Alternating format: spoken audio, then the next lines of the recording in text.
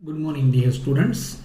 હવે આજે આપણે એક બીજા અગત્યના ક્વેશ્ચન તરફ આગળ વધવું છે. આપણે બધાને સંતુલન અચળાંકની તારવણી આવડે છે. વી નો ધેટ સંતુલન અચળાંક એટલે આપણે નિપજની સાંદ્રતાના છેદમાં પ્રક્રિયકની સાંદ્રતા કરતા હોઈએ છીએ. હવેના કોન્સેપ્ટમાં આપણે થોડુંક અલગ વિચારવું છે.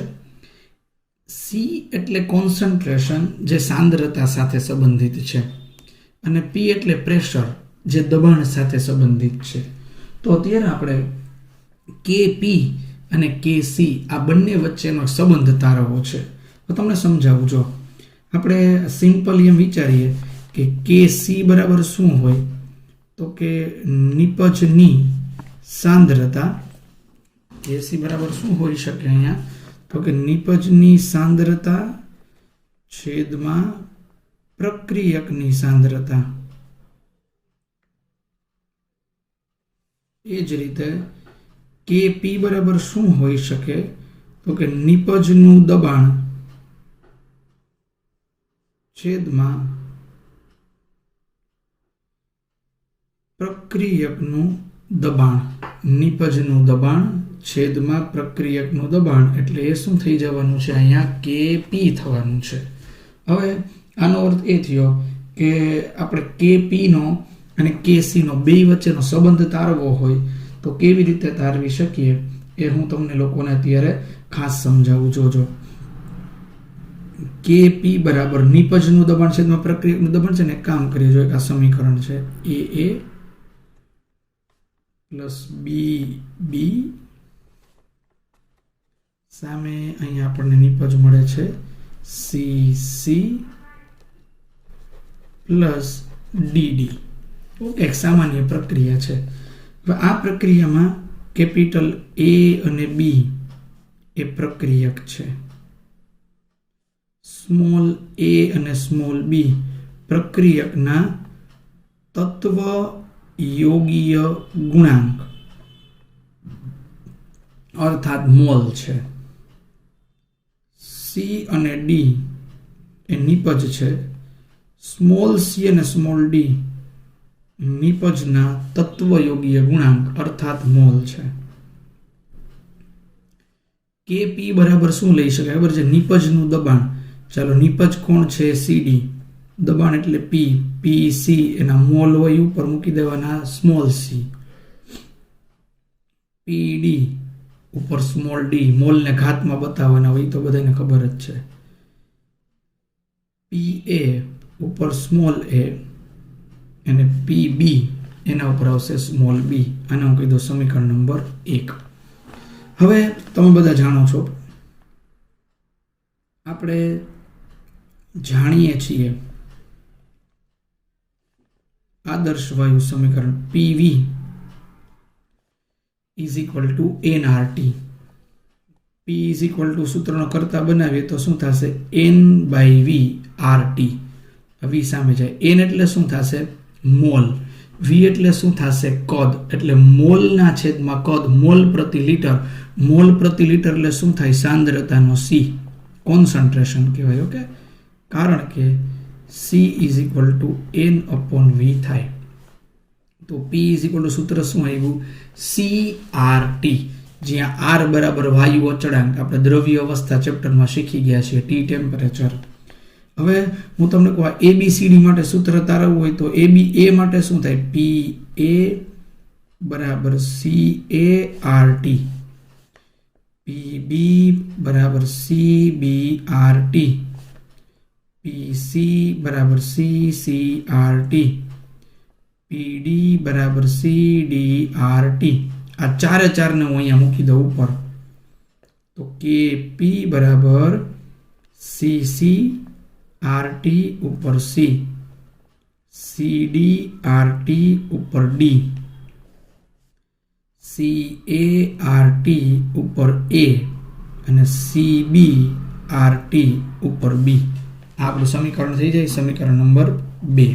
ઓકે, હવે હું આમાંથી એક કામ કરું છું, આ સી વાળા પદને અલગ લઈ લઉં. ઇન્ટેલિજન્ટ સ્ટુડન્ટ સમજી જાય. સી સાંદ્રતા જુદી, સી એ ઉપર એ, સી બી ઉપર બી, આ આરટી એ જુદું, આરટી ઉપર સી, આરટી ઉપર ડી, આરટી ઉપર એ, આરટી ઉપર બી.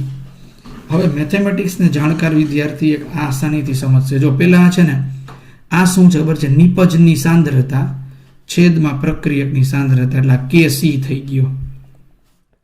હવે તમને કહું આમ હોય x ની ઉપર 3 ઘાત ગુણ્યા x ની ઉપર 4 ઘાત, તો આપણે શું કરીએ, x ની ઉપર 7 ઘાત કરી કે ને ગુણાકાર હોય તો ઘાતનો સરવાળો થાય. તો અહીંયા આરટી ઉપર સી, આરટી ઉપર ડી, તો આમ લખી શકાય આરટી ઉપર સી પ્લસ ડી, તો કે હા. નીચે આમ લખી શકાય આરટી ઉપર એ પ્લસ બી, તો કે એ હા.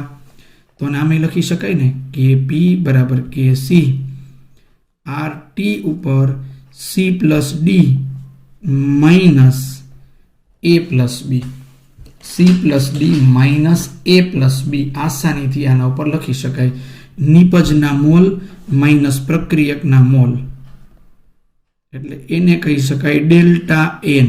નિપજના મોલ માઇનસ પ્રક્રિયકના મોલ, પણ વાયુ માટે જ લેવાના હોય, કારણ કે આ બધા ભાગ લેતા ઘટકો બધા વાયુ સ્વરૂપમાં હતા. તો આ એક નવું સમીકરણ આપણે જાણવા મળે છે કે પી બરાબર K C into R T raise to delta N. બધા ખાસ ધ્યાનમાં રાખે કેમ ઇક્વેશન આવ્યું, તો પેલા નિપજનું દબાણ છે, એમાં પ્રક્રિયકનું દબાણ, સી ડી નિપજ છે, એ બી પ્રક્રિયક છે. P is equal to n by VRT. n by V એટલે CRT. PA is equal to CART. PB is equal to CBRT. PC is equal to CCRT. PD is equal to CDRT. બધું એમાં મૂકી દો. C ને અલગ પાડો, RT ને અલગ પાડો. RT ઉપર C plus D, A plus B, પછી ભાગાકાર હોય તો બાદબાકી થાય. આ CD અને AB શું છે, મોલ છે. CD નિપજના મોલ છે, AB પ્રક્રિયકના મોલ છે. તો નિપજના મોલ માઇનસ પ્રક્રિયકના મોલ, એટલે એને કહી શકાય ડેલ્ટા એન. આ કેપી અને કેસી વચ્ચેનો સંબંધ તમારી સામે આવી જાય છે. હવે હું તમને એના ઉપરથી કેટલાક તારણ શીખડાવું, કન્ક્લુઝન્સ. જો ડેલ્ટા એન નું મૂલ્ય 0 હોય, ડેલ્ટા એન નું, જો ડેલ્ટા એન અહીંયા 0 હોય ને તો કેપી ને કેસી બે સરખા થઈ જાય, કારણ કે કોઈ પણ ઉપર 0 ઘાત એટલે પદનું મૂલ્ય 1, તો આ બે સરખા. જો ડેલ્ટા એન ગ્રેટર ધેન 0 હોય તો કેપી ઇઝ ગ્રેટર ધેન કેસી, અને ડેલ્ટા એન લેસ ધેન 0 હોય તો કેપી ઇઝ લેસ ધેન કેસી થાય. આ ડેલ્ટા એન નો કેપી અને કેસી સાથેનો સંબંધ તમારી સામે આવી ગયો છે. તમને લોકોને સરસ રીતે આવડવો જોઈએ, એમસીક્યુમાં પૂછાય. હવે હું તમને આને રિલેટેડ એમસીક્યુ કરાવી દઉં એટલે પ્રોબ્લેમ જ સોલ્વ થાય. સમીકરણ આમ છે, જો N2 પ્લસ 3H2 સામે આવે છે 2 મોલ ઓફ NH3. આ ત્રણમાંથી કયો વિકલ્પ સાચો, આના માટે આપણે વિચારવું હોય તો વિચારી આલો. જો હવે આ હાચું, આ હાચું, આ હાચું, અને પેલા જોવાય 3 ગેસ છે, તો કે હા, જોતા જાજો બધાય. મોલ ગોતવાના ડેલ્ટા એન, નિપજના મોલ NP, પ્રક્રિયકના મોલ NR. નિપજના મોલ કેટલા છે 2, પ્રક્રિયકના મોલ કેટલા છે 3 વત્તા 1 એટલે 4, 2 માંથી 4 જાય તો -2. તેથી delta N is less than 0. Less than 0 હોય તો ઓપ્શન કયો સાચો આવે, તેથી સાબિત થઈ જાય કેપી ઇઝ લેસ ધેન કેસી. સમજાઈ ગયું તમને? પણ ગેસના જ મોલ જોવાના, ઓ બધા બુદ્ધિ હલાવજો, આડે ધડ કરવા માંગતા નહીં. હજી તમને ઉદાહરણ દો એટલે તમારા લોકોને પ્રોબ્લેમ ન થાય. જો CaCO3 સોલિડ, CaO સોલિડ અને CO2 ગેસ. ચાલો આમાંથી કયો વિકલ્પ 3 માંથી સાચો, તો ડેલ્ટા એન. નિપજના મોલ કેટલા છે 1, ગેસ જ જોવાનો. હવે આ તો ઘન છે, આ નહીં જોવાનો, બરાબર. એટલે નિપજના મોલ 1. પ્રક્રિયકના મોલ કેટલા છે, પ્રક્રિયકમાં વાયુ કોઈ છે જ નહીં, 0. તો ડેલ્ટા એન બરાબર શું થઈ ગયું 1. ડેલ્ટા એન ગ્રેટર ધેન 0 આવ્યો, તેથી જવાબ આવી જાય કેપી ઇઝ ગ્રેટર ધેન કેસી. સમજાય છે તમને લોકોને? આ કેપી અને કેસી વચ્ચેનો સંબંધ જો આપણે તારવવો હોય તો સંબંધ એ આના ઉપરથી આપણે તારવી શકીએ છીએ. તમામ વિદ્યાર્થીઓ કેપી અને કેસીના સંબંધને બહુ ધ્યાનથી અને ખૂબ સારી રીતે સમજશે. ઓકે, આ તમારા માટે થઈ જાય છે કેપી અને કેસી વચ્ચેના સંબંધની ચર્ચા. એવી જ રીતે તમને લોકોને હું ડિસ્કસ કરું છું કે પી અને કેસી ની જેમ, તો એ સંબંધો છે કે પી અને કે એક્સ નો સંબંધ. તો આ સંબંધ કેવા પ્રકારનો છે? જો એક્સ શું છે તમને બધાને કીધું, એક્સ એ મોલ અંશ છે. ચાલો હવે તમને બધાનું પાછો કહી દઉં. જો આ સમીકરણ એ પ્લસ બી આ છે ને આપણને એનસીઈઆરટી ટેક્સ્ટ બુકમાં આપેલું નથી હો ભાઈ. આ બધું જેડબલ નીટ માટેનો કોન્સેપ્ટ છે. હવે ચાલો પાછો હું તારવી લઉં કે પી. તો પી સી ઉપર સી, પી ડી ઉપર ડી, નિપજના છેદમાં પ્રક્રિયા, પી એ ઉપર એ, પી બી ઉપર બી. આને કહી દઉં સમીકરણ નંબર 1. હવે જેને દ્રવ્ય અવસ્થા ચેપ્ટર ચાલી ગયો ને ખબર હશે, ડાલ્ટનના આંશિક દબાણના નિયમ પ્રમાણે આંશિક દબાણ પી આંશિક દબાણ બરાબર મોલ અંશ ગુણ્યા પી કુલ દબાણ થાય. આ સૂત્ર જો ન ખબર હોય તો યાદ રાખી લેજો. મોલ અંશ એટલે શું? તો મોલ અંશ તમને બધાને ખબર હશે કે મોલના છેદમાં કુલ મોલ, એટલે એને મોલ અંશ કહેવાય. મોલના છેદમાં કુલ મોલ એટલે એને શું કહેવાય? મોલ અંશ. આ તમને કેમિસ્ટ્રીમાં શીખડાવેલું જ હોય દ્રવ્ય અવસ્થા ચેપ્ટરમાં. ઓકે, મોલના છેદમાં કુલ મોલ એટલે એને કહેવાય મોલ અંશ. ચાલો હવે હું કહું એ ઘટક માટે મારે કરવું હોય વાયુ એ માટે, તો એક્સ એ ઇન્ટુ પી કુલ દબાણ, પી બી બરાબર એક્સ બી ઇન્ટુ પી કુલ દબાણ, પી સી બરાબર એક્સ સી ઇન્ટુ પી કુલ દબાણ, P D is equal to x D into P કુલ દબાણ. હવે આ બધાનું સમીકરણ 1માં મૂકી દો, 4 ને. તો શું થાય? જો કે પી બરાબર પી સી ની જગ્યાએ શું મૂકી દેવાનું? એક્સ સી ઇન્ટુ પી ઉપર સી, એક્સ ડી ઇન્ટુ પી ઉપર ડી, એક્સ એ ઇન્ટુ પી ઉપર એ, એક્સ બી ઇન્ટુ પી ઉપર બી. આમ થઈ ગઈ આખી વસ્તુઓ. હવે આમાંથી હું એક્સ સી ને બહાર કાઢી લઉં. એક્સ સી ઉપર સી, એક્સ ડી ઉપર ડી, એક્સ એ ઉપર એ અને એક્સ બી ઉપર બી,